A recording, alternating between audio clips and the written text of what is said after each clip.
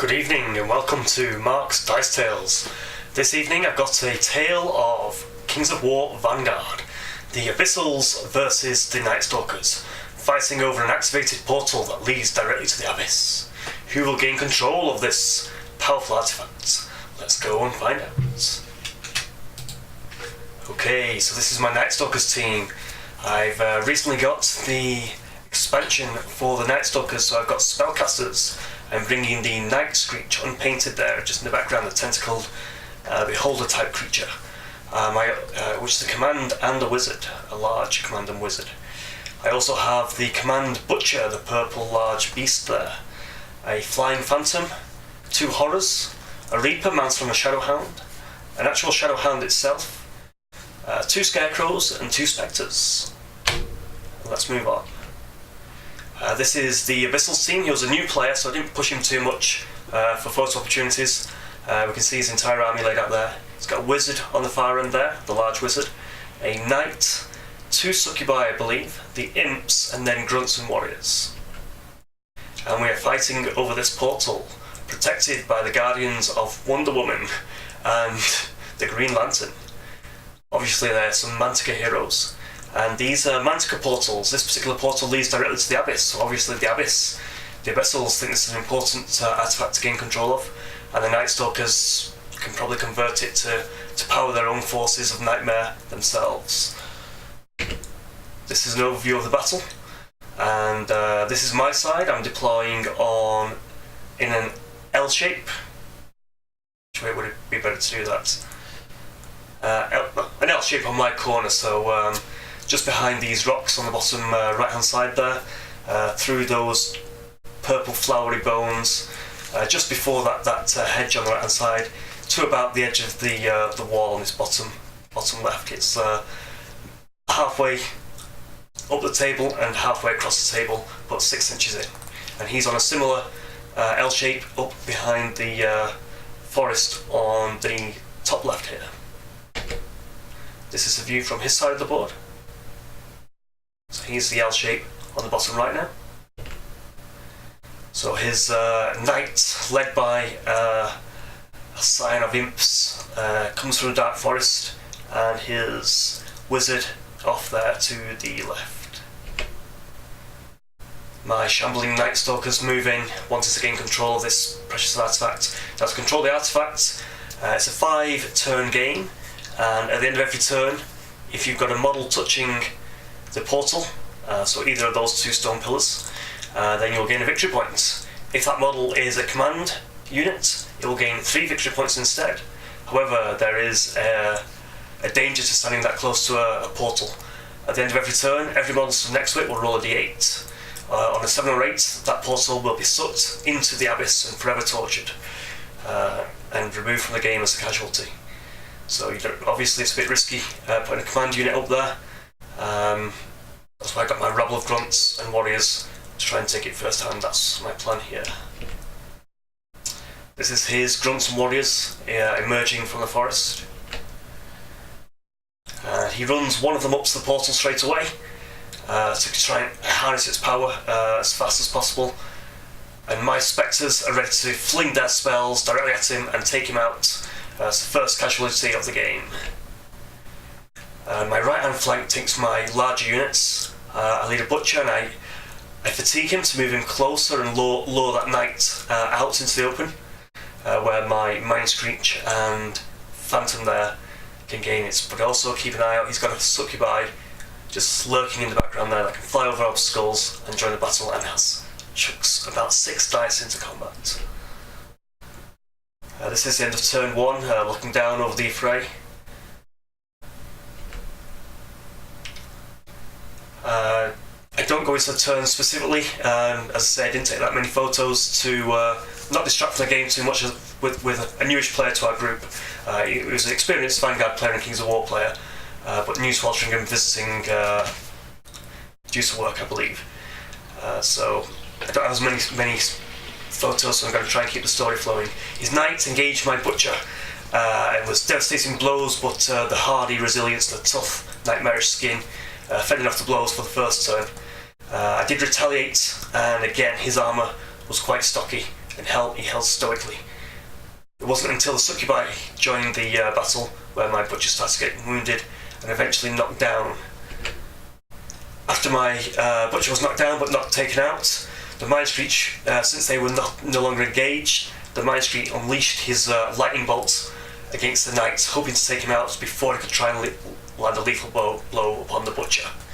I had to be careful with the spell. I couldn't use it in extended power mode. I couldn't use it as a breath weapon because that would have caught the butcher as well. So it was just a bolt across my own unit directly at the knight that was previously engaged. I had the choice of the succubi, who doesn't have crushing strength, so I went for the knight who had crushing strength because I didn't want that extra damage going through and killing my butcher. His wizard also retaliates and starts casting spells through the portal at me and burns my scarecrows up, taking one of my victory points off the portal. His men are a little bit further behind because they have to cross that hedgerow, and my mounted Reaper engages. So I don't have a mounted Reaper model, so I'm just designating that with a Shadow Hound and the Reaper standing nearby. And I think we trade wounds, but we're both warriors now, so we both stick around in the combat. My butcher is joined by a spear-wielding horror, so now he's vicious and extra dice in combat. The succubi has fled, doesn't want to be in combat with that butcher, and the phantom has joined the fight as well, so I'm now outnumbering this knight. As you can see, I've taken 4 wounds on the butcher, but he's managed to stand back up and survive. I think I rolled a couple of 8s on the armour rolls, so he was lucky. He did suffer a wound when he was down, but didn't get taken out. After this, his portal has been, his minions that were by the portals, he rolled very poorly, and his minions were summoned back to the Abyss, leaving him with fewer men on the field and causing him to break after just a few turns. So you can see Succubi has come around the tower on the right and is just hidden behind that tree there, but his wizard has fled and is fleeing towards the edge of the board. I did say because he had fewer units and he still had quite a lot of command dice floating around, so I did remind him to roll 2 command dice to rally his men so he could use them. The knight has now died on the right hand flank, so all my right hand flank units, the butcher's going around the back of this tower, and the Mind Screech and Phantom are coming, because they can fly, are basically coming directly towards the centre on the fastest route possible. The Mind Screech has a power where he can cast long spells as short, so he uses that as he's moving along and he's not quite close enough to move into contact with the portal yet, so he casts a lightning bolt at the succubi through the portal, and I think it shrugs off the wounds at this point, being obscured and stealthy. The succubi is now giving him 3 command points, so that's getting him back in the game. He was up on turn 1. I had more units on turn 2 because his units got sucked away and weren't available for his turn 2, and my units remained, so I was very lucky with that. And here his warrior has cleared up my mounted Reaper and is now going to engage my warriors and grunts. And that's about it. A turn later, at the end of that turn, his succubi and warrior both got summoned back to the Abyss. Very unlucky, leaving literally only my Night Stalkers left on the table. So it was a very swift and quick game for and a win for the Night Stalkers. It came to, I did get my Mind Screech in contact with the portal on the last turn, so that evened up the score. So without that, it would have been, what, say 16-13, a little bit closer, but my Mind Screech just pushed it a little bit further. And I think my butcher came around the tower and also could get to the portal. So on the turn that his succubi vanished, all the power of the Night Stalkers was on that portal. So 19-13, well played. We didn't try and get a second game in that night, due to work commitments in the morning, really. And that's it back round. So I'm going to leave you with a quick hype lapse, and I might do an outro in just a few moments.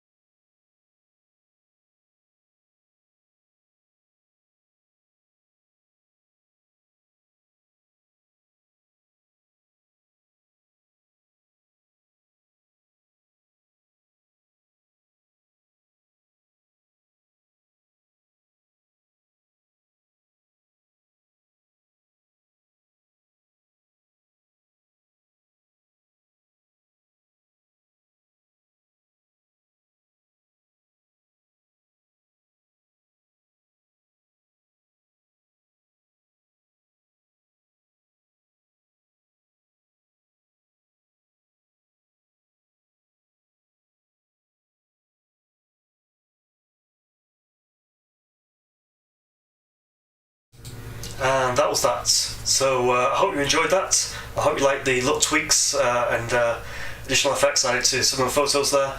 And I hope the story sort of flowed. I do look to want to do more effects on the pictures in the future. And as I sort of build up a repertoire of saved bolts and lightnings and effects like that, I hope it'll get easier and faster for me to do. So do like and comment below if you like that and want to see more of that. I'd like to do that to my X-Wing and Kilting games as well in the future. And maybe even try and get it added to the Hyperlapse or something like that. Also, please do check out one of my Kilting games, because I do a phone cam of each turn, each dice roll, where you can see it a little bit more clearly. I've got to work on it a bit more anyway, but I'm just trying different things in different battle reps and such like that. So that's Mark from Dice Tales. That was campaign 4 from the Ultram game group, playing Kings of War Vanguard. How are your campaigns going? How's your armies progressing? How's your painting doing? Let's leave it at that. Have a nice day. Good night.